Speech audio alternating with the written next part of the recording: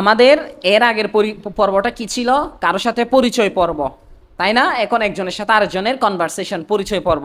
আজকে আমরা যেটা শিখবো সেটা হচ্ছে যে কিভাবে কোনো মানুষ আমাদেরকে নিজের পরিচয়টা জিজ্ঞেস করলে 5টি বাক্যে নিজের পরিচয়টা শেষ করতে পারি, শর্টে নিজের পরিচয়টা দিতে পারি।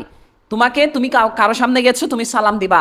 সালাম দেওয়ার পর যদি সে তোমাকে বলে প্লিজ ইন্ট্রোডিউস ইউর সেলফ, তোমার পরিচয়টা একটু দাও, দয়া করে তোমার পরিচয়টা একটু দাও, তখন আমরা বলা শুরু করব। আমাদের প্রথম বাক্যটা হবে কি? দিস ইজ, তোমাদের নাম, দিস ইজ, নাম বলো, দিস ইজ, হ্যাঁ, আই লিভ ইন কক্সেস বাজার, আই লিভ ইন। অথবা যদি স্থানটা ছোট হয়, শহর হয়, শহর না হয়ে যদি গ্রাম হয়, কি বলবো? আই লিভ এট, কি বলবো? আই লিভ এট, বলো, আই লিভ এট। হ্যাঁ, তোমাদের যার যার গ্রামটা বলো, আই লিভ এট। হ্যাঁ, এরপর আমরা কিসে যাব? তুমি কি করো, তোমার কাজ কি এখানে? তুমি কোরআন মুখস্থ করতেছো না? তাহলে বলবো আম মেমোরাইজিং দ্য হলি কোরআন। কি বলবো? আম মেমোরাইজিং দ্য হলি কোরআন, বলো, I'm memorizing the holy Quran at Tanzimul Ahnaf model Madrasa. এটা একটা কাজ। পাশাপাশি আর একটা কি করতেছো তোমরা? ইংরেজি শিখছো। তাহলে কিভাবে বলবা? বিসাইডস। বিসাইডস মানে কি? পাশাপাশি। বিসাইডস মানে কি? পাশাপাশি। আম লার্নিং ইংলিশ, কি বলবা? আম লার্নিং। কয়টা হলো বাক্য? 4টা।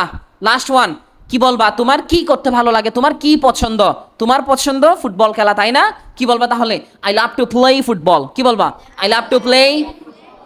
অথবা তোমার যে কাজ ভালো লাগে, এখানে আর কোনো কাজ ভালো লাগে এরকম আছো নাকি? সবার ফুটবল ভালো লাগে? যে কারো সঙ্গীত গাইতে ভালো লাগে, হ্যাঁ, কারো সঙ্গীত শুনতে।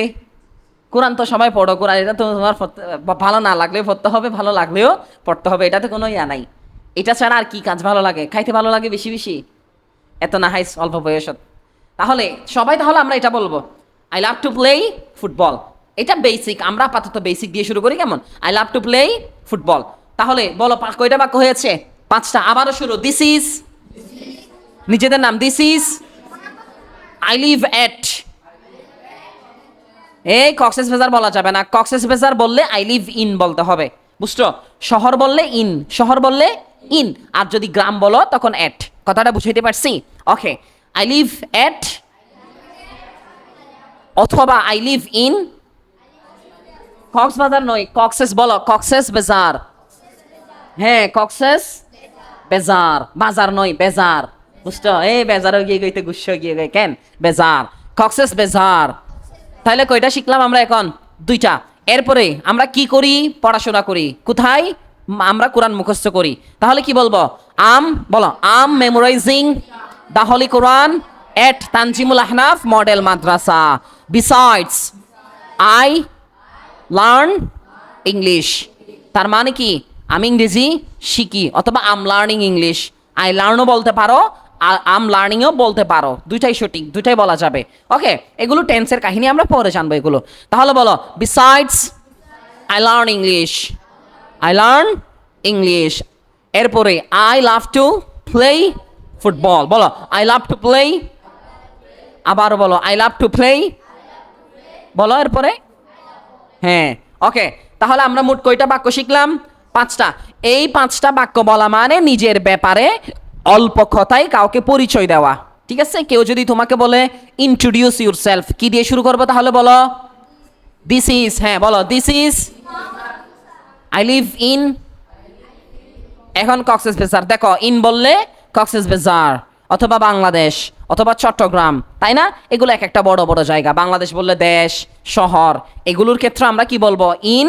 আর ছোট ছোট গ্রাম বললে তখন আমরা কি বলবো? এট বলবো। বুঝাইতে পারছি? তুমি যদি ইউনিয়নও বলো সেক্ষেত্রে তোমাকে এট বলতে হবে। আবার বলো, I live at, okay, I'm memorizing the holy Quran at Tanzimul Ahnaf. Besides, besides I'm learning English, অথবা I learn English. I'm learning ইংলিশও বলতে পারো। আম বললে কি বলতে হবে? লার্নিং বলতে হবে। আর যদি শুধু আই বলো তখন লার্ন বলতে পারবা। বুঝাইতে পারছি পার্থক্যটা কোথায়? যদি এম বলো তখন লার্নিং আইএনজি দিতে হবে, আম লার্নিং বলতে হবে। আর যদি শুধু লার্ন বলো, শুধু যদি আই বলো তখন আর কি বলতে হবে না? লার্নিং বলতে হবে না। তখন কি বলবা? I learn. কি বলবা? I learn English. Besides I learn English, besides I learn English. Last one, I love to play football.